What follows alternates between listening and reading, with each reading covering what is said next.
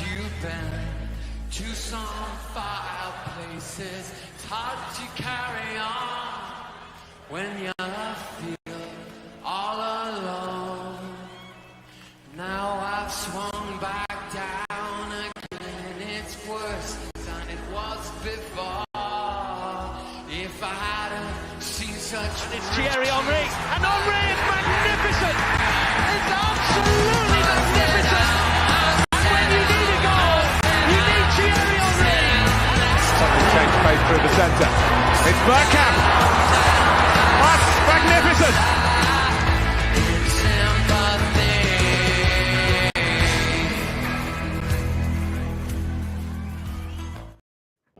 Evening, people. Evening. Great panel tonight. Welcome aboard. I'm going to come to you first, Rashid. Welcome, mate. New guest on the stream. How you doing, my friend? Oh, great to be here. Buzzing. Like I told you backstage, and I have to say it on live as well. I'm just here to learn today from you, Kenny, and everybody here. You know, I've been watching you guys for a long time. You've been to, I heard, 1,000 games. Is it 1,000? But a lot of games. Mate, you, yeah. I've been at 2,586 over my years. Oh my God, that tells you all you need to know. That tells me all I need to know. So yeah, I'm buzzing today. Good man. Darren, good to have you back on, mate. It's been a month or so, is it? About a month, isn't it? Probably, Jez.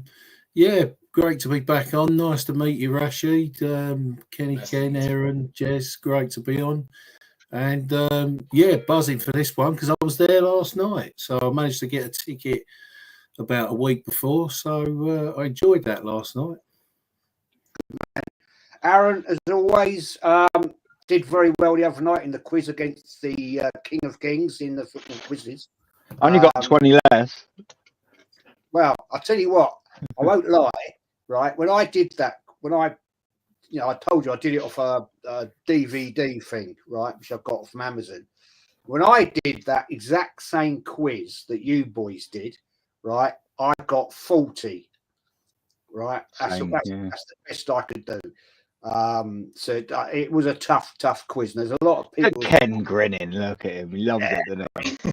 There's a lot of people commented about that quiz that it was the toughest one. Yeah, I thought it was quite tough actually. But as always, the king of the kings on the quizzes still got his crown. As always, is Mr. Kenny Ken. How you doing, mate? No, that was that was really enjoyable. Really enjoyed it. Had some good fun in terms of doing the quiz, and most importantly, I've got a good prize coming over. But you know, yesterday we won.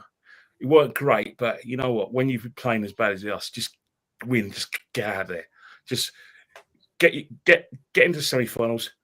Have a shower. Come home, and just get out of there. Don't talk about it. Don't have any recriminations. Just get out of there and just be thankful we're in the semi-finals. Yeah, well, let's get into this. I want to get the elephant out of the room first. This one, right?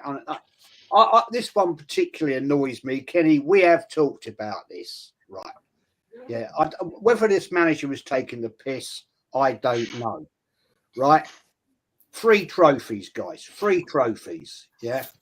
And I'm going to do a round robin and ask you boys, but 1 FA Cup, 2 Community Shields, right? Now, I've seen a lot of people on social media saying, "Well, yeah, they're trophies." Let's just put it right here, right now. Yeah, people saying, "Well, in Europe, that's Super Cup. You've got the league winners playing against the cup winners."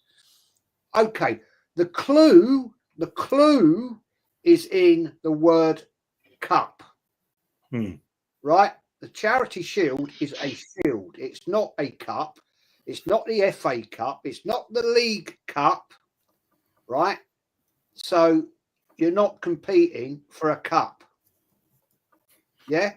In Europe, when you've got league champions playing against the cup winners, it's their trophy, a Super Cup. They win a cup. They don't win a dinner plate. Got it? Right? Let's get it right. So, Aaron, Was he taking the piss? Was it a bit of a sort of like he got the niggle a little bit because the interviewer was saying you've won 1 trophy? Well, no, I've won 3. What do you think? Was he taking the piss? Nah, I actually think he was getting a little bit wound up. To be fair, I think he was that whole sort of interview. He was, I think, getting a little bit sort of irritated by the interviewer and some of the questions there. And usually, I think that sort of says one thing: the geezer's under massive pressure. And not only do we all know that, I think maybe he's starting to feel it. Whether he's felt it before or not, I mean, you'd have thought so, considering eighth, fifth, and then bottling 2 leagues. Yeah, absolutely, mate. I think he definitely wasn't joking around with things like that. He genuinely believes it. He wants, for some reason, for him to sound like more of a success because he knows he's under pressure. Because he is under pressure, isn't he? You know, and especially after yesterday, he had to win that. He absolutely had to win that. And I think that's sort of why he's sort of saying numbers, because he probably sits there and thinks, Jesus, I've been here for 5 years in a couple of days, and I've only got an FA Cup to show for it in the first couple of months since I've been here. And when you sort of add it up, and that I always sort of say, and so do the boys here say, when you sort of factor in everything, 5 years, 800 million, no trophies, you know, you can sort of understand that he has got a bit of pressure. But yeah, maybe he's sort of feeling it, Jez. I don't really know, but he's definitely not joking there. He's definitely starting to feel something, mate. And he should do. There should be accountability. And you know, I don't think he's actually had anywhere near enough accountability. If I knew, I said on the Brighton game, we won't win the Premier League after the Brighton game. I knew exactly what we've all read the fucking book, Jez. We've all listened to that CD. We've all listened to that record. It's the same thing over and over and over again. I knew exactly on that Brighton game. I was like, we ain't gonna have anything to cut in, and nothing that we've done since then has led me to believe anything else. So yeah, he's feeling under pressure. It's not 3 trophies, Jez. It's 1. It's a charity game. An absolute charity shame. Let's just get it right. It's a community shield. Why should that be warranted as an actual trophy? It's a friendly. It's madness. And for no other Arsenal manager that I can think of, sorry to interrupt you. Yeah, no, you're good, man. It has ever claimed the community charity shield, as it was back in the day, as a trophy. Yeah. We're more firsts again for Arsenal. It's just embarrassing, isn't it? That's the thing, you know. We're just cringe now. And that is frustrating. We've got a dog. We think the community shield's a trophy. It's just never-ending nonsense. We've got more merch lines out than we have wins in the Premier League, and it's only December. What are we doing? You know, it's frustrating, Jez. And when you sort of want to hear your manager after he's had a bit of a poor season by everyone's standards, you don't want him to come out and say things like that. You know, it's frustrating. You just want him to own what he's done. Why don't you just say, do you know what? I actually acknowledge that 1 FA Cup in 5 years isn't enough. We're doing all we can to try and do something. Not go, well, we've already won 3, actually. It's just playground, isn't it? Well, actually, we've got 3, the 2 community shares. I just think it's pathetic myself. It's pathetic, it's desperation. Rashid, I mean, what did you make of it, mate? You saw it. You probably chatted about it, thought about it, whatever. I mean, I find it bloody embarrassing, to be honest. We can look at it, the good news is that this manager's pressured, and it's getting to him, and you can see his face. I think Matty said this. I think you can see his face, and I went back and watched it. You can see how his face changed when he got that question. Now, because he was pressured and he didn't find anything else to say, what did he say? He said community shield. The thing is that his supporters, his Arteta-ins that love this manager and lord up anything he does, they don't rate the community shield, and they don't rate the Carabao Cup, and they don't rate the FA Cup either. So now they kind of like they dug their own grave, really, when you think about it, because your manager rates the community shield, and apparently he's going to rate this year. He's going to rate the Carabao Cup, because I saw Robbie yesterday talking about how a Carabao Cup is the least most important cup, least most important trophy.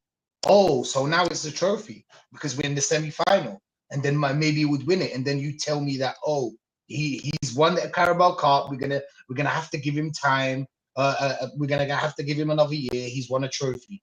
Do you know what I'm saying? You guys wanted trophies, he's delivered. So this is what I don't get. You can watch it. You guys can watch because they asked Robbie about it, about how what Arteta said about the Community Shield.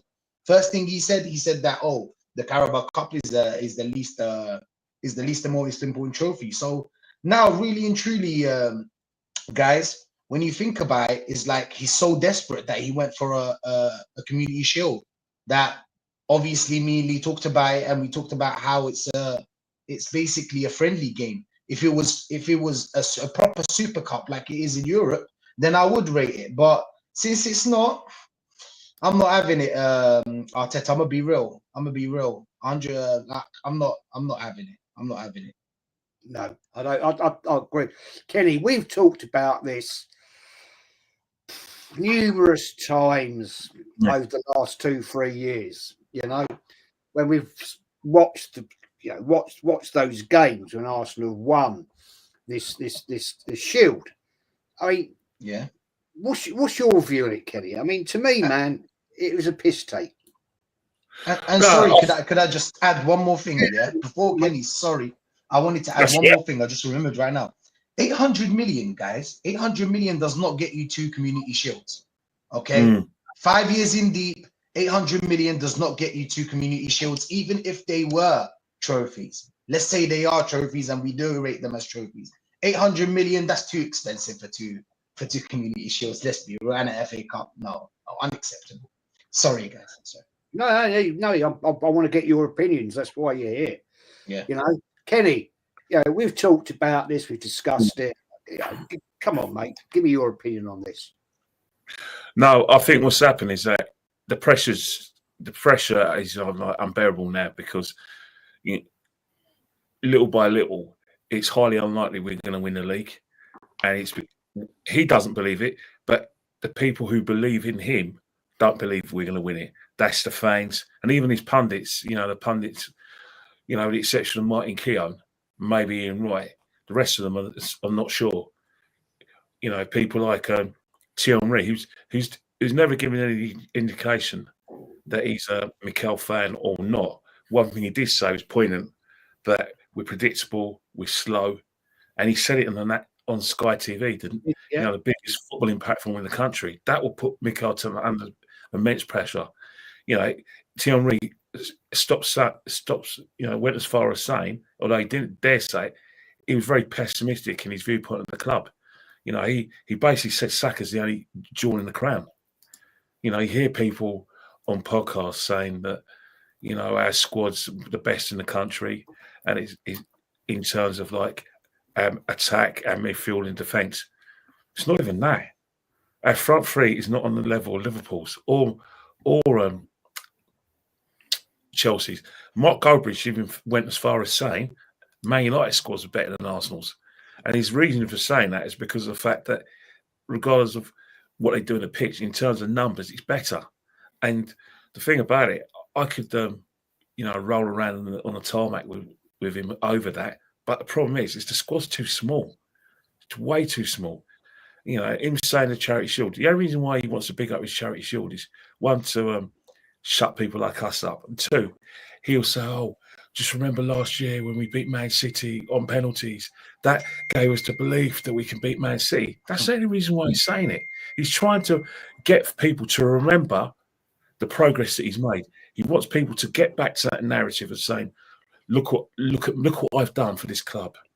I've got the club believing they can win things, and it's all down to me. So he's taking the heat of himself and doing what he does best, which is take the credit for everything we do well. He never takes the credit. He never takes the the disappointment or the criticism if we fall short. It's something else. It's never him. It's referees. It's Man City are too good. Pep's just a genius. But when it's him, he'll defend himself by saying the Community Shield is a trophy. And it's not a trophy. We know that. The only reason why we celebrate winning it is because we play Liverpool and Man City, who, by the way, we beat on penalties twice. Let's face it, nothing wrong with winning on penalties, but you won the Community Shields on a penalty shootout. Yes. Let's treat that, and let's remember that. Let's not turn the tables. But at the end of the day, he's under pressure. His believers are deserting him, and they're beginning to think that Mikel can only take us so far. That we may need bigger numbers. Do you think he's starting to panic a bit, Kenny? We should be panicking because the fact is that look, the fact is that even though Liverpool are dropping points, even though Man City are a free fall, we're not taking advantage. He can't get goals out of his strikers. He just can't. Bukayo Saka's only got 5 goals. Odegaard. When was the last time Odegaard got a goal in the league? I can't remember. Kai Havertz, the goal last week that he scored in Europe, that could have been given as an own goal. He's not. Martinelli isn't doing it for him. The Sterling experiment ain't working. He's under immense pressure because he knows that this is a time for Arsenal to strike and put Liverpool under pressure when they drop points and run away from Man City. And it isn't happening. And he knows deep down that people will be looking at him because he hasn't got the Man City excuse that Man City are too strong. Pep's too good. You know what I mean? Yeah, facts. Darren, you were at the game last night. Yeah. Fair play to you, mate. You saw the whole thing that was going on. But before we move into that one, which we will in a second or two, this debacle about it's two trophies, community shields. What do you make of it? Well, you make a very good point, Jez. The clue is in the word cup, but the clue is also in the word charity or community, because unless someone can correct me if I'm wrong, doesn't all the money go to charity in the community? So therefore, there's nothing in it for the clubs. There's nothing other than a shield you get. There's nothing in it for the clubs. I wouldn't be able to immediately, off the top of my head, be even able to tell you who our goal scorers were. I think Trossard scored against Man City. I went to a community shield where Kolasinac got a goal and we beat Chelsea on penalties. El Neni did Liverpool, mate. I wouldn't even be able to tell you what year that's in, let alone anything else about it. That's how much significance I give to it. I went to Wembley. I went to the game. We were playing against our rivals. I wanted to beat them. It was a friendly match. It's not serious. Yeah. And I'm afraid, to keep it short and sweet so we can move on to the next item, what I'm going to say is Arteta is no different to a thief that goes in a shop and cuts the wire protecting the charity box and walks out of it. Because what he's doing is he's thieving from charity to give himself credit, which I think is utterly disgusting. Yeah, and it makes me sick to the pit of my stomach that this man, who's an absolute embarrassment to our football club, put out a team that he put out last night, which we'll come on to shortly, goes out and gives it the big un about, I've won 3 trophies. You ain't won any trophies, mate. Emery won the FA Cup with his team. Yeah, you might have twisted the tactics about a bit, but you dismantled that lot. And since then, you ain't won nothing. True. Very true. Very good comment, actually. That brings it on. So we're in the semi-final of the Carrier Bag, as I call it, Football League Cup semi-final. Quickly, I'll just very quickly. Aaron, who do you want in the semi-final? Do you know what? I probably would take Newcastle, purely because I think over 2 legs, I actually think Liverpool would do us. I honestly, genuinely believe that Anfield, if they turn up properly, they could properly dismantle us. The games at the Emirates over the years have been quite close, and to be fair, the last 2 draws at Anfield, but Liverpool this season, I generally think if they get up for it, they could sort of cause us a bit of trouble. Tottenham, I don't like them. I love the North London derbies, but I don't like them in equal measure. I sort of love when they're there, and I'm glad they're out the way. And it's sort of the same with Man United. I think we've got Man United straight. I think Man United in the FA Cup, and if we actually draw them, we'll play them twice in a row. So, I'm sort of thinking Newcastle because we've gone there, right? We ain't got a great record at St James's, but you know, it's always sort of tight and nil or 0-0 or 1-0 or something like that. And I believe that at the Emirates, I know we haven't been great there at the Emirates, but usually, you know, we do beat them by more than the sort of odd goal. I think we'd stand more of a chance beating and qualifying v Newcastle, than the other two, the other three rather, for said reasons, So Newcastle for me, mate. SG, I've starred your comment, mate. We're going to come back to that. It's a good comment. I want to talk about that. Rashid, who do you want in that semi-final? Tottenham. Not just because it's a derby and it's rivals. Do you know what I'm saying? Yeah. I'd love to get them out of the way and, you know, rub it in their face, you know. I always like to beat Tottenham. Anywhere, any sport, anytime I catch them. Well, my rivals growing up is Man United, but I think Tottenham, because they play a high line, I think that's why I want Tottenham. Because teams that play a high line against us, we tend to score goals against them. We only struggle with the mid block and the low block. That's when the technical players come in. So because Tottenham play a high line, I think I want them. Yeah, Liverpool are a bit too strong because this slot manager is playing for everything. Really, I can see him going for the Champions League, Carabao Cup, FA Cup, Premier League. He's going for everything, and they're on a run at the moment. So I wouldn't want to meet them.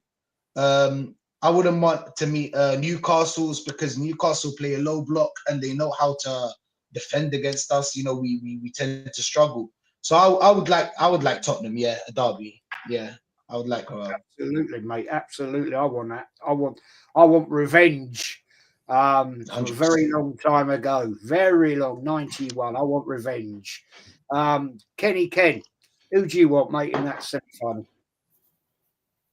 Perversely, and I say use the word, you know, strongly, if you look at our performance this season against the top teams, we played our best football, with the exception. So the team I wouldn't want is Newcastle.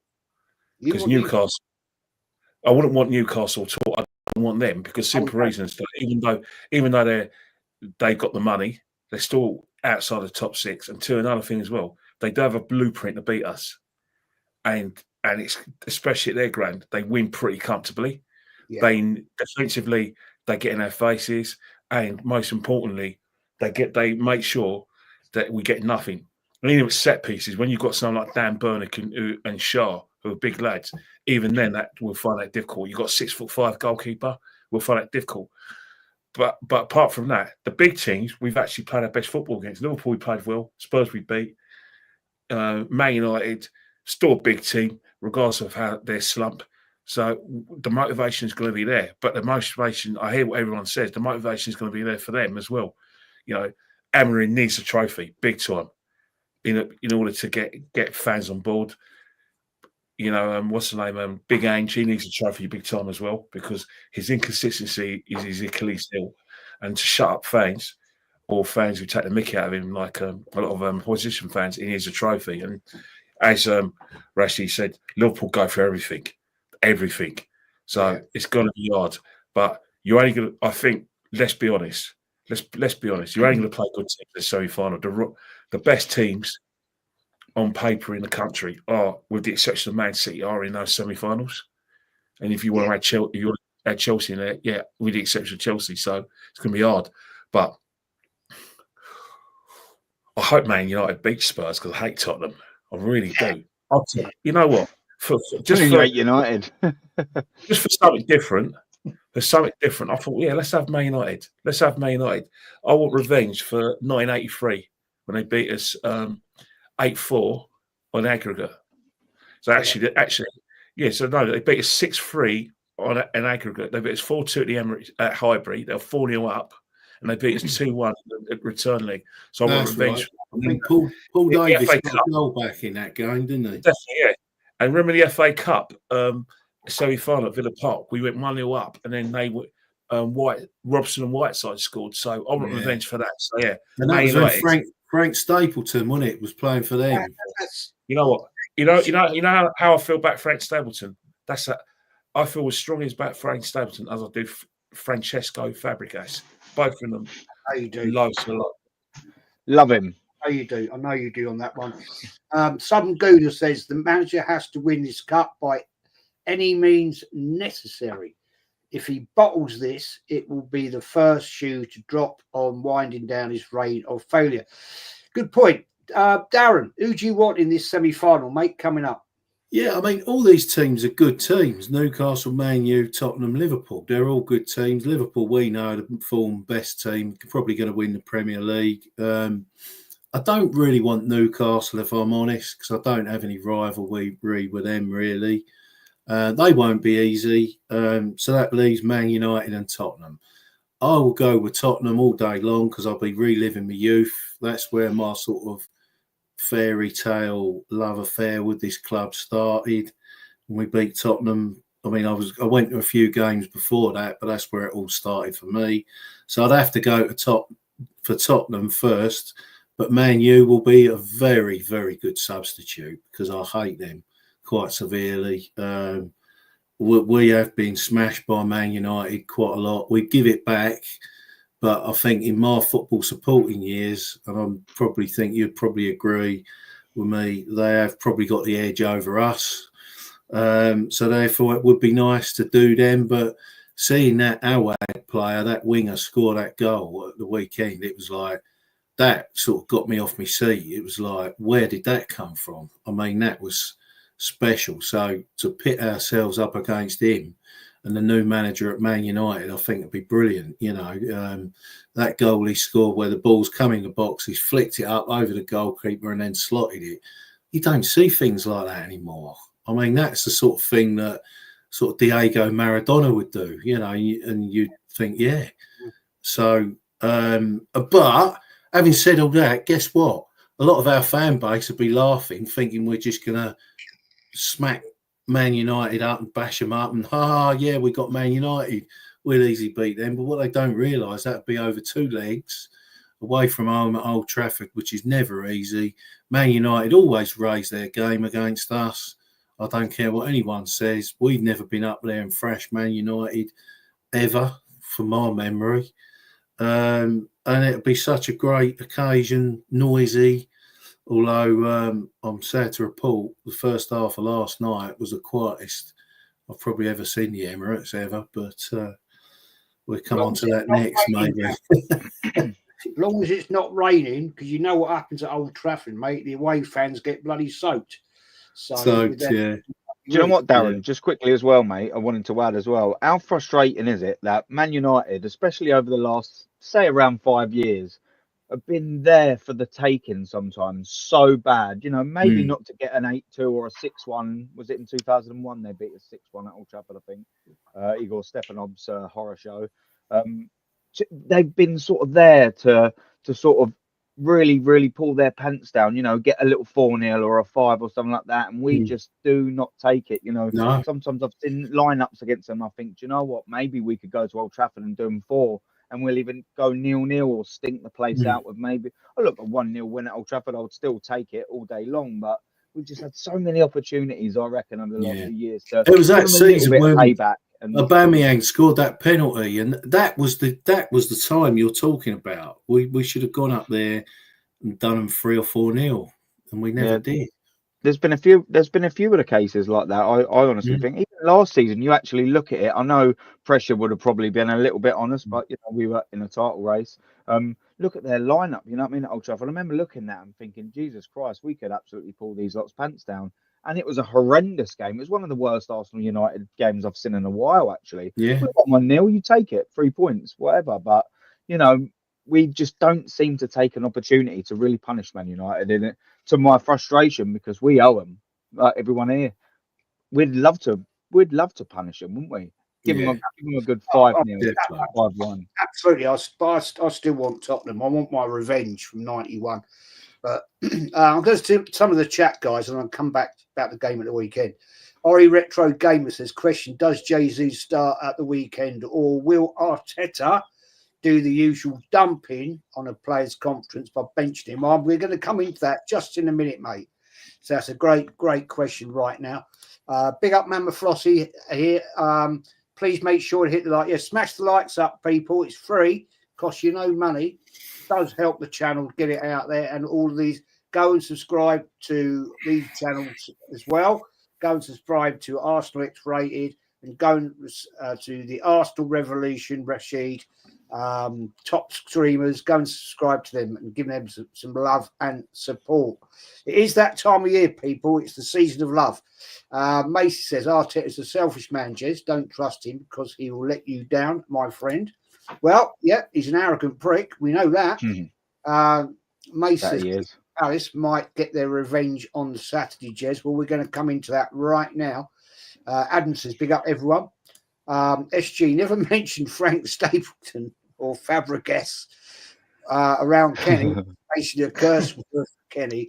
It is. It's a bit of a, like that, isn't it? Bit of a. David says, League Cup was good enough for Jose, Fergie, Pep and Klopp. Yeah, there you go. Yeah, they didn't sniff at it. Sleep good, bruv. Big up to you, mate. Arteta has never beaten Pep in the league. Ten Hag won a trophy over him and beat him twice in the league. And Morium beat him with Sporting and 2 weeks later with United. Well, that just says it all, doesn't it, really? He has beat him in the league, though, to be fair. Yeah, 1-0 last season. 1-0, yeah.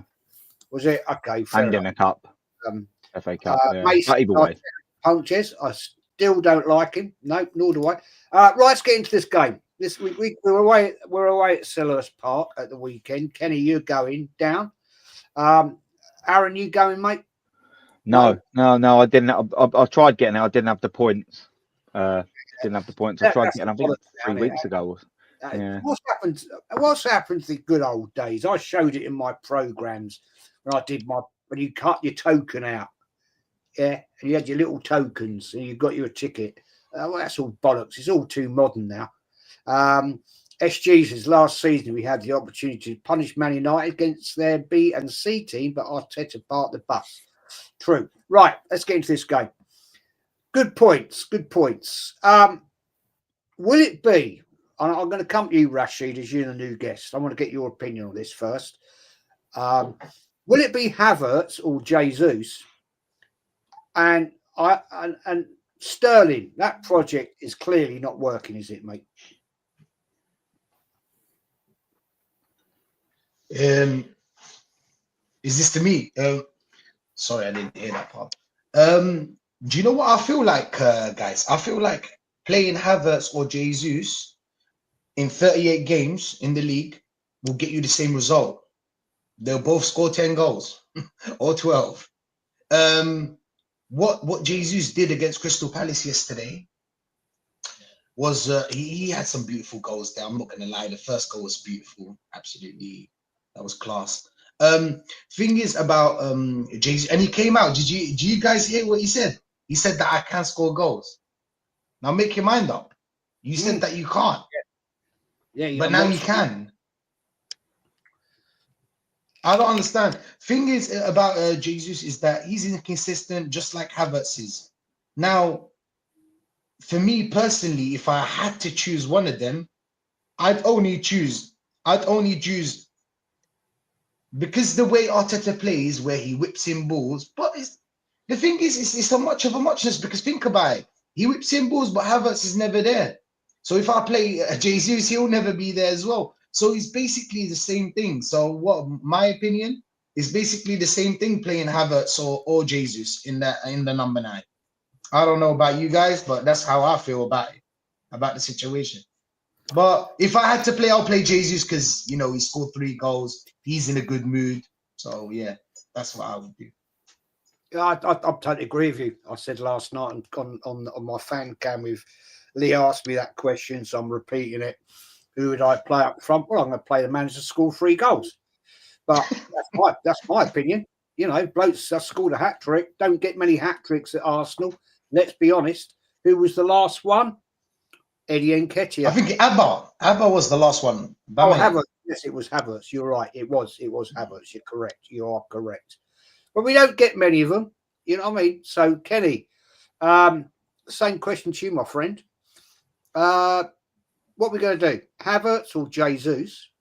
And the I'm sorry. The Sterling experiment. It's just not working, is it? I think the Sterling experiment you know, the thing about it is that you say it's not working. But to be honest, right, if you were Sterling, you'd be looking at the Martinelli thing and said, hang on here, I can't get on when this guy's playing. This guy who doesn't beat his centre-half, doesn't beat his right back, when he's in front of goal, doesn't put his chances away, doesn't get himself in good goal-scoring positions. That's the position where I used to play my best football at Man City in England, and I'll be fuming because Martinelli has done nothing. Martinelli's only there because he doesn't rate Sterling and because Trossard's a bit inconsistent. It's like they're waiting for Martinelli to get to the heights of 2 years ago, and it's not going to happen. It's not going to happen. They've tried everything. They've tried playing Mourinho to replicate what Xhaka did when Martinelli had that purple patch. Doesn't work. They tried to get Martinelli to track back where he does okay, and nothing that Martinelli does work. He'll score the odd goal. Really, I mean, is he leading cup goals? He scored 4. Really, but so the Sterling thing it's been a waste of time because the manager, he was under the mistaken impression that he could get something out of Sterling that Maresca didn't want to try, and he hasn't even tried to get anything out of him. He's put all his faith in Martinelli, which was misguided faith, misguided loyalty. And Trossard has made Martinelli a fixture because whenever Trossard starts, it's hit and miss. So he's another one who's culpable. I mean, Trossard's performance yesterday was garbage, rubbish, nonsense. Pathetic. Waste of time. But in terms of who's going to start, he's going to start Havertz. Despite the fact Jesus has got a hat trick, Havertz is still his main man on the basis as price tag. We've got 2 conundrums in our football club. Both of them are collectively they're worth £170 million. How do you fit Declan into that midfield? How do you fit Havertz into that team? And by trying to fit them into the team, the element of surprise of last season isn't there this season, and we're struggling with both of them in the side. But he'll persist because Havertz cost £65 million, and because let's face it, Jesus, apart from the cup performances in the league, he's been poor. So he'll definitely go with Jesus. Go with Jesus. No, not Jesus. Go with Kai Havertz, because at least Kai Havertz has been marginally better than Jesus. So I can't see Jesus starting. Oh, God. Darren, what do you think, mate? Havertz or Jesus? And the Sterling experiment, to me, is just broken down completely. Yeah, if it was me, I'd go for Jesus because he's just scored a hat-trick in a team that are struggling to score goals. But I think you're right, Ken. I think he will play Havertz through the loyalty of the monetary part of it. Sterling, for me, is... I really wanted this player to come to Arsenal and do well. The silly, naive side of me was thinking, wouldn't it be nice if we get a Sterling that plays on one of the wings and does really well for us? And I really wanted it to happen. But unfortunately, he ain't been given the chance. He ain't been given a run of games. He's just been put on the bench. He's rarely been brought on as well. Now, I was watching him last night, and the problem with Sterling that everybody knows, he ain't got the pace he had. I don't know if that's because of his physicality, injury, or his sort of desire in the game in general. But what he has got, which I believe, and I'll back him up 100% on, he has got a trick in the book. He if he's in a tight corner with 3 players around him, he can twist and he can do something that will take all those 2 or 3 players out of the game. And when he puts that pass in, it will go to a player and we'll be in on goal. And I saw this last night. I also saw him miss a chance he should have took and then smack it across the crossbar afterwards, which was unfortunate. People get, when you've played football and you've been coached, you get told if you're a striker, get your shot on target. If you get it off target, it's not good. But if you get any sort of shot on target, all right, you still should have maybe scored.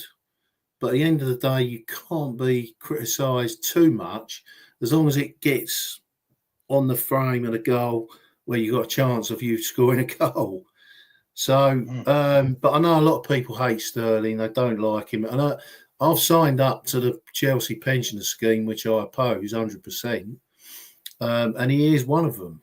But I make him an exception to the Chelsea pensioner scheme because I think Arteta hasn't given him anything like the sort of chances he should have had, because I think his end product is 10 times better than Trossard, Martinelli, or anyone else we've got.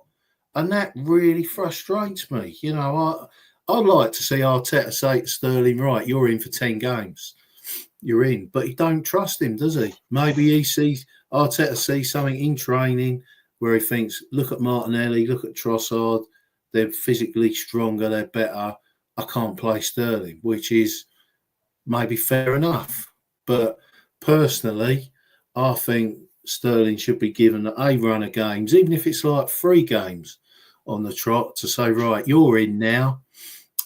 Show us what you can do in terms of setting other people up, or, you know, giving us something positive, because Trossard and Martinelli are they've gone right off the boil after having promising starts, you know.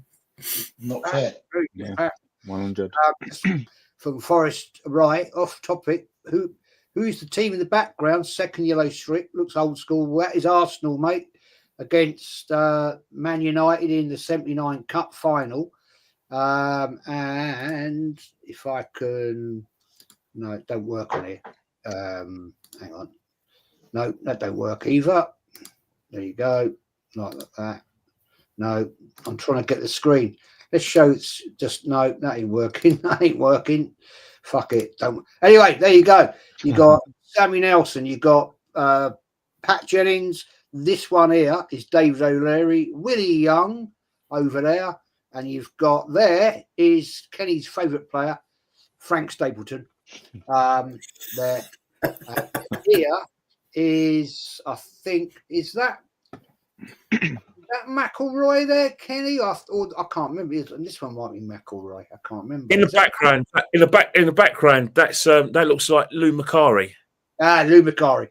This one here is Lou McElroy. Is I can't see it now. I can't see his face, but anyway, yeah, that is the iconic 78-79 Cup final against Man United. Arsenal won, obviously 3-2. But or is it Arthur Albiston? That's definitely Macari. That is it? Yeah, that's Macari. That's Macari. Both tiny anyway. I think this one's McElroy. I can't remember. Can't remember without seeing the full picky. Anyway, that's Aaron. Palace away. Havertz, Jesus, and the Sterling experiment, mate. What's gone wrong? What's happening? Who do you think's going to start? Who should start? Well, I mean, like, it's not great options, is it? I'll do a little festive analogy for you. It's like when you try and go to the quality streets and you're trying to look for that green triangle or the purple hazelnut, and you get lumbered with a toffee. That's basically what Kai Havertz and Jesus is. They're both toffees. They're rubbish. It doesn't make any form of difference to me whatsoever who starts Sunday, because both of them are absolutely useless. I'd probably, if anything, lean towards Rashid saying Jesus, because maybe he's got a bit of confidence back. But either way, these two, regardless, won't be leading this team to glory in the Premier League. I can promise you that. These two are not the one to lead us to anything. Maybe Jesus, I'll set a challenge for him. Maybe Gabriel Jesus could do an Aubameyang in the Carabao Cup and score a semi-final, couple of winners and a final winners. Fair dues, then go. Either, Jez. It's frustrating that I'm just so meh about the two of them. Either of them are useless. It's frustrating, and it's almost the same now. I'm going to go on a carbon copy of Raheem Sterling. I mean, what are we actually doing here? You think we've just sort of named the front three there, and all of them are just useless. You could play Jesus on the left, Sterling on the right, and Havertz up top, and that wouldn't frighten anyone. Like, tell me what team in the Premier League would actually be frightened of that. Tell me what team in the top half of the team top half of the league would actually sign any of them. Not many. Anyone in the top half, who would sign any of them three? Gabriel Jesus at the minute, finished. He scored 3 goals. Well done in a year. What was supposed to be giddy now? Like, I don't understand it. Games, am I right in saying 32 league 32 games, yeah.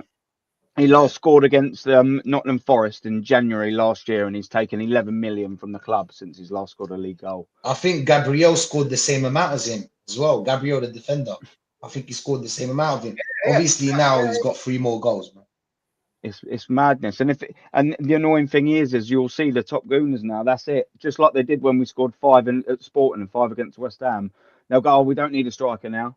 Don't need a striker no more, and then we won't score in an open play for the next 3 games. Now Jesus has got hat-trick. Oh, that's it. He's back. I've seen it already on YouTube, boys. He's back. That's it. He's back. He's back. He was never here, really. You know, he had a good 3 months, you know, when he came here. He did look really good. The injury, whatever. But do you know what I mean? He's not back. He's not the answer to our problems. Does it matter who we start up top? I actually don't think it makes that much of a difference. Perhaps it will in some way or another. I don't know. Either way, I'm not going to sit here and think, is Gabriel Jesus definitely going to score 2 goals or the match winner? Probably not, going on the last year. What about Kai Havertz? Casper, the friendly German? Like, he's just been completely anonymous, isn't he, for the last 3-4 games? I mean, he's got a goal, I think, in between that, but he's just totally anonymous. Just almost actually, like, in fairness, the whole Arsenal team in the first 45 minutes, virtually of every single Premier League game we've played. Everyone's just anonymous, and they're double anonymous. They're the ones that win you games. They always say, you know, oh, defenses win your titles. You still need to win games with strikers, you know, or someone to put that ball in that net. And I've got no confidence in either of our so-called strikers. And one of them's a midfielder, one of them's a winger. I'm going to come to Kenny on this one before we get into depth on the game at Palace, right? Which is it's a difficult day out. I like Selhurst Park. I'll tell you why I do like Selhurst Park. It does give me a bit of fond memories of Highbury, all the houses round it, you know, walking through down the road, round the grounds. It's a old stadium. It's got the atmosphere. It's got the fans there who never shut up. Bit like how it used to be at the Clock End at Arsenal. But Kenny, certain big Arsenal channel always dismissed the League Cup. It's below us. We don't need that. We need bigger. Now, Kenny, now they're like, we got to win it. Well, who knew, eh? The fact is, they've always believed deep down that a trophy is a trophy. But the problem is that because they think that there's some sort of rivalry between sorry, let me rephrase that. Because they think the Man United rivalry extends to their little how do I say it, YouTube battle or battle between their YouTube channels. They think it's all about them. You know, Man United Arsenal rivalry is about the players, about the previous clashes. It isn't about AFTV against the United stand or their fan battles, all of that nonsense. And then when Man United do something we haven't done for a while, win a trophy, oh yeah, it's only FA Cup, it's only a League Cup. And then they got themselves into that position there where they've got to stick by what they said because they said it publicly that the League Cup isn't a trophy. Now they're in a situation where I know for a fact if we get to the final, and I'm praying we do, trust me, you'll see all of them scrambling for tickets. And you know some of them will go last minute if it means getting into a neutral end or going into like the other team's allocation. And then they'll come out and they'll do that because they want to get interviewed after the match. That's just facts. That's facts. You see them at away games where they weren't there previously, and all of a sudden they're an away game, and then so they spent all day getting ready to go to the game, money to get to the ticket for the game, so they can get interviewed afterwards, and that's their motivation. So trust me, they'll be there if we get to the final at Wembley. At the end of the day, what they're doing is that they're reading the room. They're reading the room really wrong. They think that because everyone's obsessed with the league title and the Champions League, that other cups don't matter, all because they've seen Arsene Wenger play weakened teams. But I always say, look at the roll call of the previous winners of the League Cup and tell me how many teams outside the top six have won it. I can only think of a couple in the last 20 years. How many? Let me just not exaggerate. Let's say in the last 15 years, with the exception of Swansea and Birmingham, how many teams outside the top six has won it? Name me one outside Birmingham and Swansea in the last 15 years. I dare you. Name me one. It shows the big teams always go for these trophies. The reason why they go for these trophies because it gives their managers more time. Ten Hag got time because he won the League Cup and the FA Cup. The best managers in recent years used the League Cup as a springboard for domination. Mourinho, Pep, and even Sir Alex Ferguson rescued, his reputation and built his most latest team on the back of beating Wigan 4-0 in the League Cup. Let's not forget, they beat Wigan in 2006, 4-0. Ronaldo really scored the goals. And after that, they went on a domination, 4-year domination of winning the league and in winning in Europe. So it does matter. It does. Of course it bloody matters. But point is this, right? Point is this. If, right, this is a big question. And I'm going to start with you, Aaron. Then I'm going to go to Darren. If Mikel Arteta does win the Carabao Cup, right? If he does, right, we don't win the league. We're out of Europe in next year.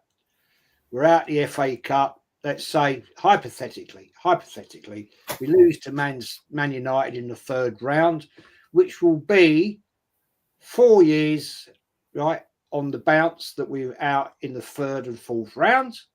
Worst record for years of Arsenal Football Club. Does that give him license, Aaron? Does that give him the license to stay? Do you know what? It's funny because panelist next to me, Rashid, I asked him this question a little while ago, and he actually changed my mind. The more and more I sort of thought about it, I actually thought, do you know what? If he's going to win something, perhaps he does deserve to have another sort of crack next season. But then the gentleman to my right, Rashid, actually said to me, "Have we really waited and spent 5 years of our time, 800 million, and all of this for a Carabao Cup?" And that seed just planted and grew and grew and grew in my head. And the more and more I watch this team, the more lethargic and terrible the football gets, and the more stupid substitutions I see the manager do, the more I actually think, do you know what? He could win it buzzing. That's a great day out for me. I'll get a ticket at Wembley. But this manager ain't going to take us to proper titles. He just is not. He is not good enough. I sniffed it out. I'll say it again, against Brighton 1-0. And I know that's well early for everyone to say. I looked at that game and I went, we're still not ready to win major honours. So he can win me the FA Cup and the Carabao Cup. I'm sorry. That's fantastic. Look, I'm not knocking them cups. The reason why we're fan of Kenny is especially because we both got seems like we pay a lot of money. And a lot more than that is time. Time is the most valuable thing in the world. We give up a lot of time to go watch this football club as well as money. So, of course, we want to go to Wembley to lift these cups, but I want to see us win a bloody league title. I want to see us compete in the Champions League. And I do not think, and there's not one thing that this manager has shown me to suggest that we will win a Premier League under him and we will compete in the Champions League. I'm sorry, boys. I just haven't seen it in 5 years. And the signings are actually now getting a little bit worse. The windows are getting less. They're getting worse, even though people will tell you they're 10 out of 10 still. They bloody ain't. They've said that for the last 3 years. 30 out of 30 windows, apparently. It's not even 3 out of 30, them last 3 summer windows. Let's get that right. They've been terrible. I'm no confidence in him anymore. No confidence. When something's going wrong in a game, Jez, he always starts his first team, which means that everyone on the bench is his second choice, and he'll bring on like for like subs. So all that's just saying is he's just bringing on a crapper version, and the geezer is taking off. There's no tactical nous. It's 20 minutes too late most of the time. This geezer ain't getting us over the line. If you can win us a trophy, buzzing. But you're not going to win me the major ones that I want to see Arsenal win again, Jez. It's been too long, 21 years. When we went invincible, boys, and this is a question to all the panelists in the chat, an open thing, did you genuinely believe, anyone here, that we were going to be waiting 21, 22 years for a league title once we beat Everton 2-1 after Paul Dickoff give us a little scare that day? Leicester, sorry. Did anyone believe that? No. Rashid. You know what I mean? Rashid, what do you think, mate? If he wins the Carrier Bow Cup, I keep calling it that. Is that a license for him to move on, stay another year? I understand the fans that say, I want a trophy, I'll take it, and I might give him a year. I understand them, but for me personally, 800 million does not get you a League Cup and a couple of community shields. Just talking business wise, as in just the business wise, 800 million does not get you that. I'm sorry. And 5 years spent of our lives. The thing is, this manager doesn't show any progression to actually believe in him. Like, if he won the Carabao Cup in the second year, I'll be like, all right, well done. Because do you know what kind of like bothers me and annoys me as well? Like, this manager was Pep's assistant. Pep used to win these cups to instill the winning mentality in his players. Mourinho used to do that. All the top managers used to do that. Klopp. But he just seems to not care about the cup. But I kind of changed my mind on that, because he just said that the Community Shield is a trophy. So that tells me that you took all the cups seriously and you actually lost them. You didn't lose them because you didn't care. Because if you're counting it as a trophy, if you're counting Community Shield as a trophy, then you did go for the other cups. But yeah, I think 800 million and 5 years spent of our lives, not good enough, unacceptable. Why would I give him another year for what? You're seeing the same football every week. It's gonna work against teams that play a high line. If you play a mid block and a low block, and you have a couple of pacey forwards that are decent in finishing, you'll beat us or you'll draw. So where's the progression, Jez? Where's the progression? There's not really progression. He buys average players with using a lot of money. He buys them expensive average players, players that will always say yes and that are so happy to be in the club that they can't even say anything to this manager. Moreno, Kivio, I can keep going. He just buys players that are average. And I have a theory, I just want to put it out there. Because Arteta was an average player, I think that he's buying players that are similar to him and trying to change them. Like, oh, I can change her. Look. At the end of the day, I'm not seeing progression. I don't think a lot of people that are Arsenal, not a lot of people are seeing progression. I think just there's some people like Julian, and do you know what I'm saying? They're the only guys that actually see progression. But yeah, I don't think 800 million 5 years in the Carabao Cup is enough. And I'm scared because Robbie said that it's a trophy, so I'm really worried. I'm worried if we win this cup. I'm happy because we won this cup, but it's gonna give something for these Arteta-ins to fight about Arsenal, to fight about Arteta about. Do you reckon Robbie will be celebrating it, or he'll be going, nah, I don't care about that. There's big. No, because he just said it's a trophy. He'll be celebrating it. Yeah. I think he's come back on it now, is he? He's a fake one. Celebrating, yeah. Let's get it right. Let's put it on the Luton table. fan. Right. He's a fake fucking fan, man. Right? He ain't Arsenal. He's Luton. fake. Right? So he's going to celebrate it. Darren. Will it give him license to stay? No, not at all. If we win the Carabao Cup, I'll be delighted for Arsenal Football Club, the players that sort of win it, but I won't have any positive thinking towards Arteta, because when I see Arteta, he does not look like an Arsenal manager. an Arsenal manager should be composed, a bit like Arsene Wenger, George Graham. And what I see is a boy, not a man. I see a boy on the touchline who waves his arms around all the time, putting fear in the players, over supervising them, what they're doing. His team selection is utterly ridiculous, and it has dual consequences.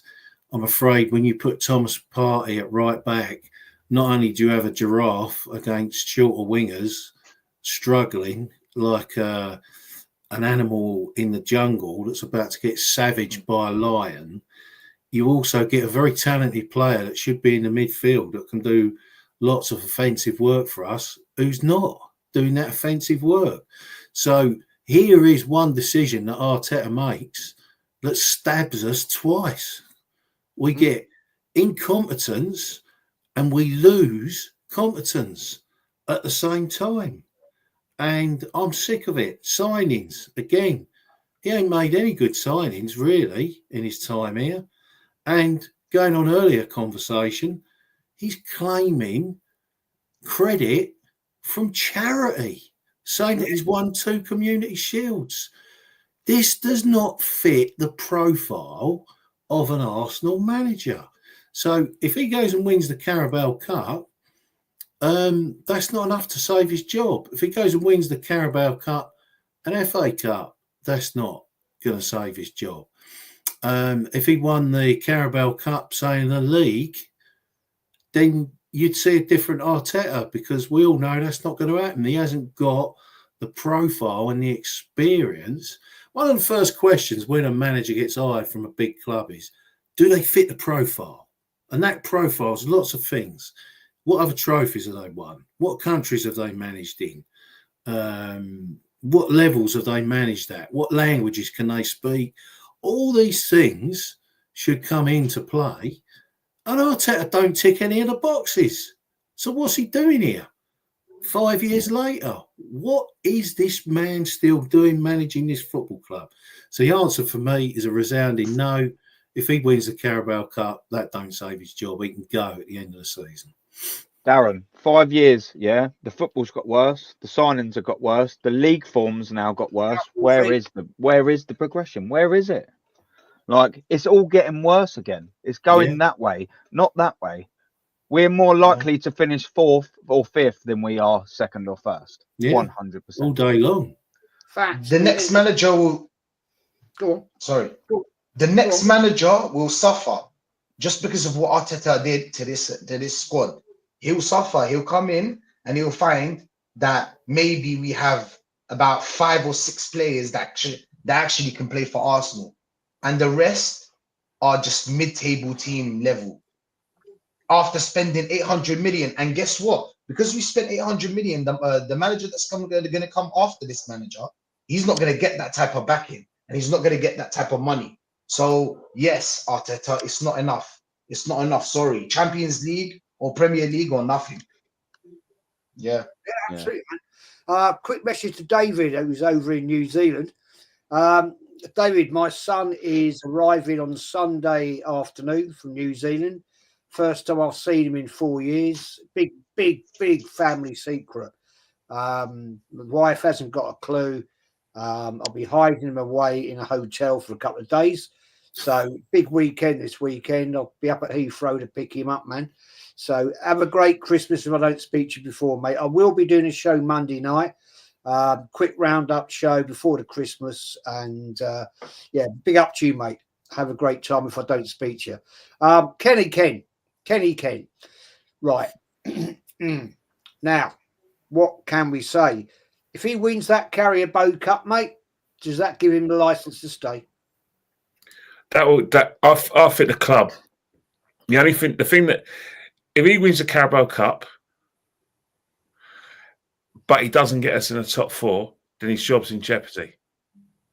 Because all the club care about, most importantly, is getting us top 4.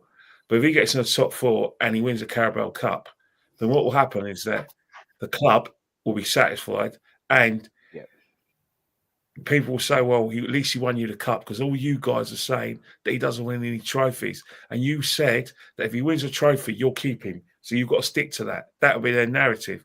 Yeah, Hendon. But the problem is, I don't see him even, like I said, if even Mick Arteta, we're about to find out in the next few weeks, because we're in the semi-finals of the League Cup, and if we get to the final, where we can win a big one-off game, because I'm praying he proves me wrong, because I don't see him doing that. I don't see him doing it when the pressure is really on. I don't see him doing that. When we played Chelsea in the FA Cup final, and I say it respectfully, he weren't under pressure. He weren't his team. He weren't his players. We played, if you look at the semi-final against Man City in lockdown, there was no pressure on us. We're the underdogs. No one expects us to win. So we played with a bit of freedom. Chelsea in the final, obviously we got help with the setting off, but we played with a bit of freedom. Now, the pressure's on. Thierry Henry has cracked the whip. Yeah, Even the Nevilles and Carragher's are always saying, oh, Arsenal going to win the league.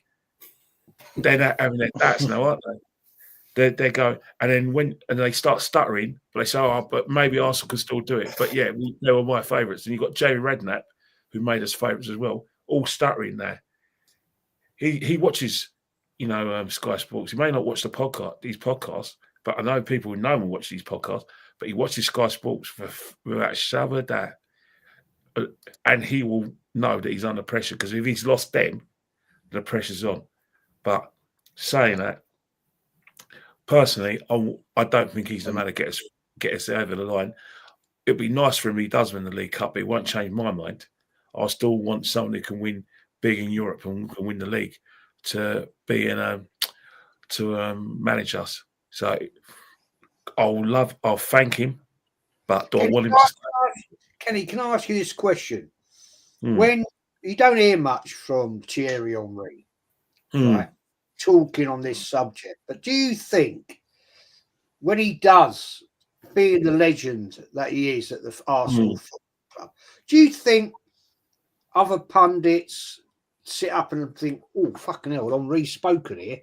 Well, definitely. Right. The reason why I listen to it, and I say it respectfully, got nothing against, it's ex-players, but they're not going to listen to anything that Ian Wright says, because Ian Wright's a fan. Whenever you ask Ian Wright to actually analyse our game from a sort of professional level, he doesn't. He does it from a fan's point of view. When he says we, us,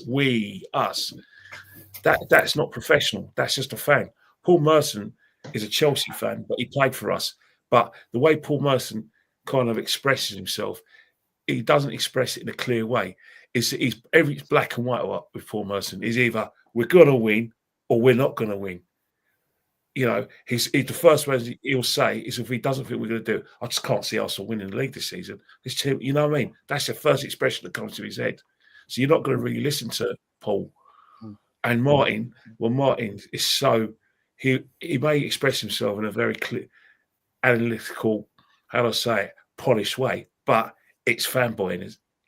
But when it's Henry, you listen, because Henry doesn't care. Henry wants the best for the football club, and he remembers what it took to win the big trophies. He remembered what it took to be, being part of that Barcelona side that finally, where he won the Champions League. He's been in a Champions League final with Arsenal. He's seen the standards. He's played with Pires. He's played with Vieira, Petit, all these great players. He's not going to jump out of his chair for Martinelli. He's not going to go and say something, like far-fetched that Saliba and Gabriel are better than Tony Adams and Sol Campbell, or Tony Adams and Keown, or Tony Adams and Bolt. He ain't going to be that stupid to even think about that. He's going to look at the standards that he set when he played at the football club, and he's going to think, right, does this team compare to my team? And he's going to tell the truth and say, no. If you ask him to tell the truth, can Arsenal win the league playing like they do? He'll say no. And that's why you've got to take what Thierry Henry says more seriously than Ian Wright, more seriously than Martin Keown, and even more seriously than Alan Smith, who sits on the fence because he knows that when he did say what he really felt about the club, he got banned. He got banned from access to the club after the fight between the alleged fight between Vieira and Van Persie. He criticised our players. They banned him. That's a fact, and he knows it. And he's actually went in print to actually express that and confirm it. So we all know how this game's played. But if you want an ex-player to give their honest opinion about how things are going, two players you need to look at: Emmanuel Petit and Thierry. All the rest of them just ignore it. Yeah, well, they speak from they shoot from the hip, and that's what I love about it. They are absolutely go on. Private.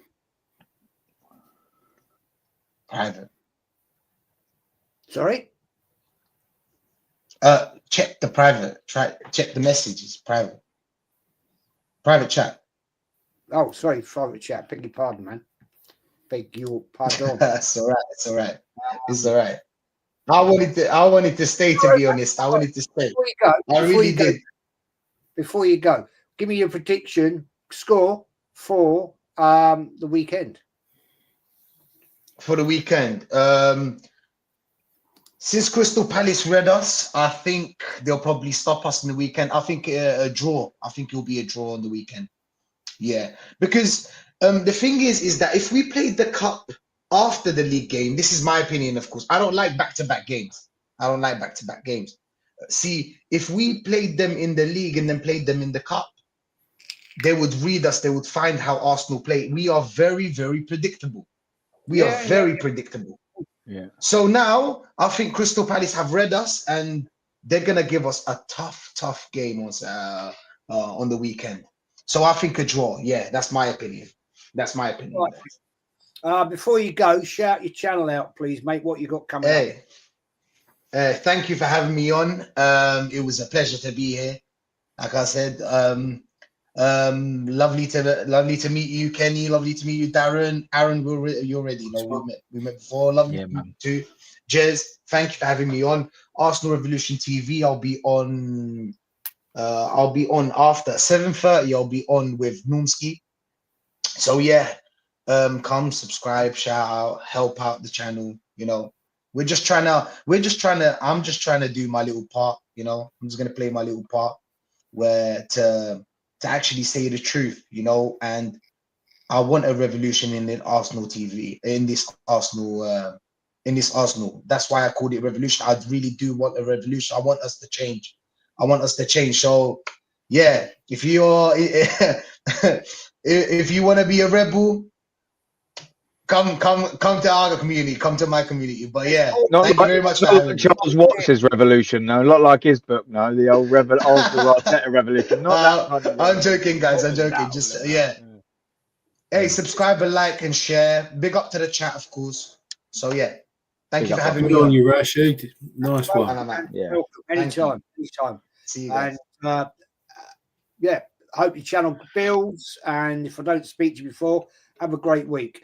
Kenny, give us your prediction, man, for the game. I'm with Rashid.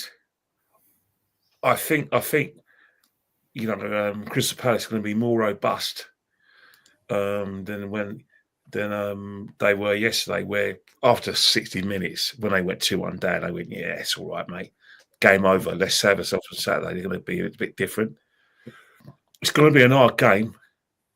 Unfortunately, because we haven't got the strikers, if we don't score from a set piece, I'm with Rashid. I'm going to go for a draw, a frustrating draw as well. Yeah, I thought. Yeah, I'm okay. Darren, what do you think? What are you going with, man?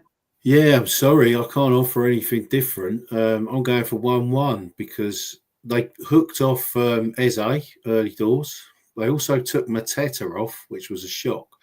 Now, last night, Mateta is bigger than I actually thought he was. He's a little bit like a soft Drogba. He's a massive frame, and he's going to cause problems. And now know if they can whack a high ball up. Obviously, if we have Gabriel and Saliba at the back, it'll be better than Kirill. But I was so angry with Kivior last night after 6 minutes when he scored that goal, because not only did he misjudge the flight of ball, his positioning, he didn't get that right because we conceded a goal, But not only that, Kivior had time to actually get back at him and put a sliding tackle in. Couldn't catch him. Now, I'm sorry, Mateta, is being the size he is, ain't going to be the quickest. So my question to Kivior is, why ain't you caught him, slid in and got the tackle in? It was sickening. And so I think if I'm Crystal Palace's manager, what I've learned from last night is Mateta's confidence is going to be good. He's just notched the goal against our defence. Eze's at it. He's fresh. He's going to be fresh. He's probably played 60 minutes last night. And they need the points for a relegation battle. And they know that we are not firing on all cylinders. They know we are very beatable. They know Bournemouth have beaten us 2-0 this season. They know other teams like your Fulhams have got a result against us. They got nothing to fear. They've got nothing to fear against us. So I can see us perhaps not losing the game. I think that would be a bit strong, but I reckon 1-1 draw. Fair enough. Aaron, how do you see it, mate? Yeah, I want to add to Darren's point that he made there as well about Kivior not being able to catch him. This guy, Kivior, actually came to Arsenal and broke the speed records, didn't he? Yeah. If I'm actually not mistaken. Yeah, Where's that pace? Has anyone actually ever seen that pace? No. I just don't seem to recall it. No. He's broke speed records. And bearing in mind, we've had someone like Theo Walcott there. We've had a lot of fast players, and that young lad was rapid, especially when he first came here. We've got Kivior who's breaking these sort of records. It seems like a run like Mertesacker for me. I just don't see it. Maybe it just makes you wonder, Aaron, whether he actually did break it and someone's put a bit of, put a few seconds on it to gas it all up, Something, because, I just thought when you said that, I was like, yeah, that's a good point. Didn't he?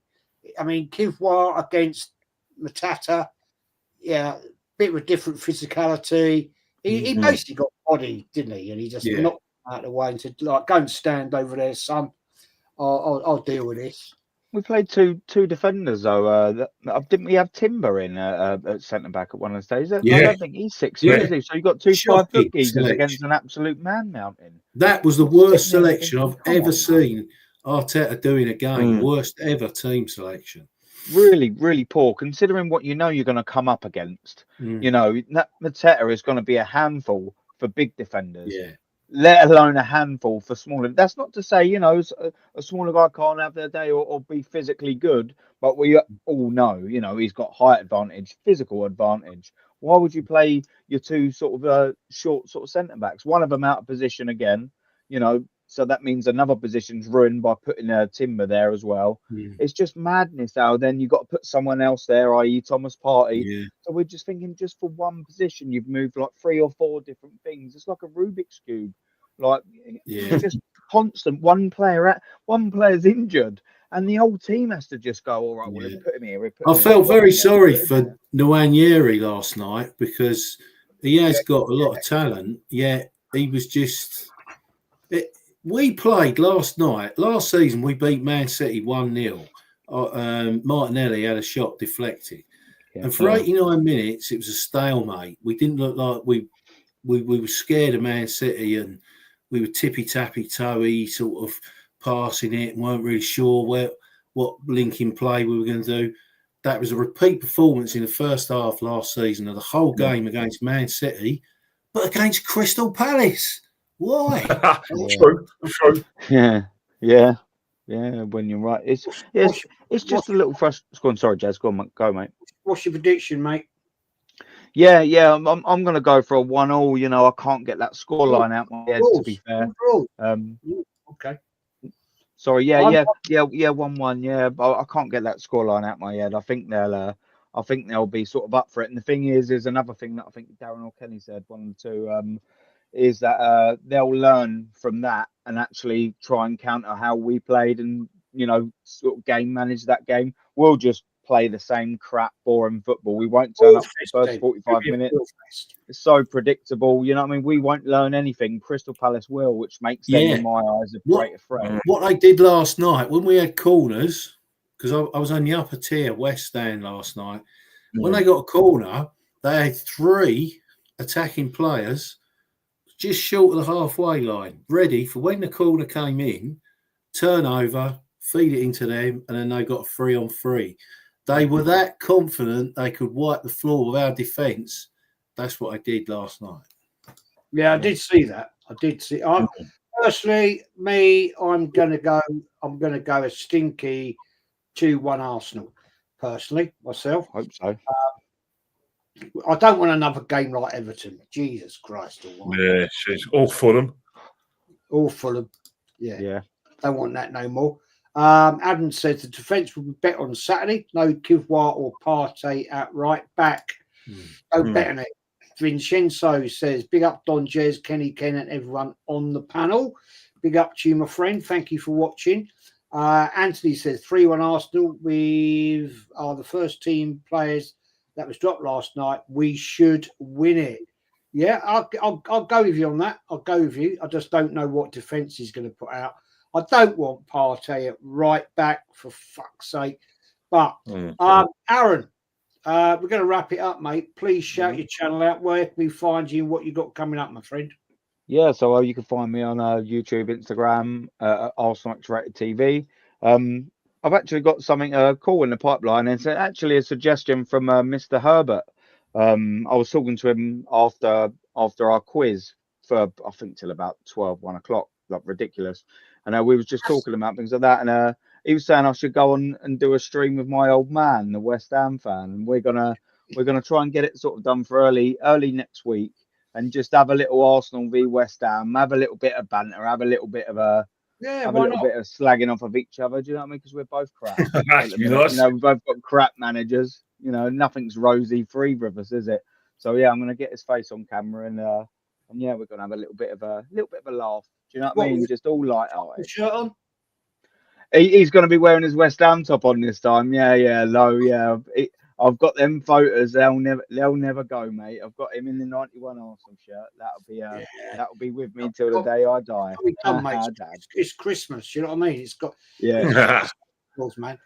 Kenny, as always, mate. Thanks for coming on. I'm going to wrap this up. You've got to go and work, unfortunately.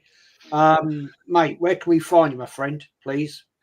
You can find me on Instagram at KennyKane1972, and I will be at Selhurst Park this Saturday. So hopefully, I'm going to go and win. And obviously, I think the biggest talking point, even though you're not a boxing fan, would be the big fight between Usyk and Fury.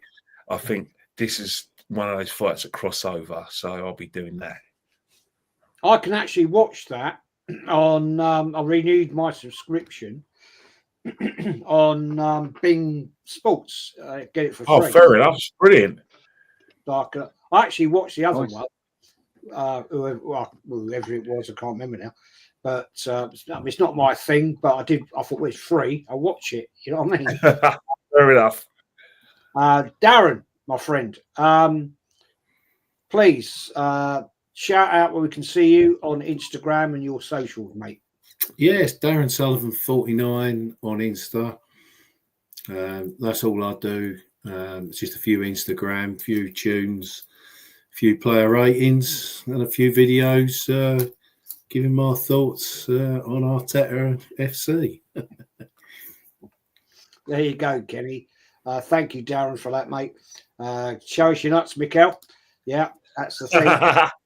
No, we're not talking about cricket. We're not talking about cricket. No, there's nothing happening. Boxing Day game between England and Australia. That's about it. No, Australia, India, 4th test. Bang, and hex. Right. Anyway, so yeah. Oh, well, here we got Ace. We got a mutant.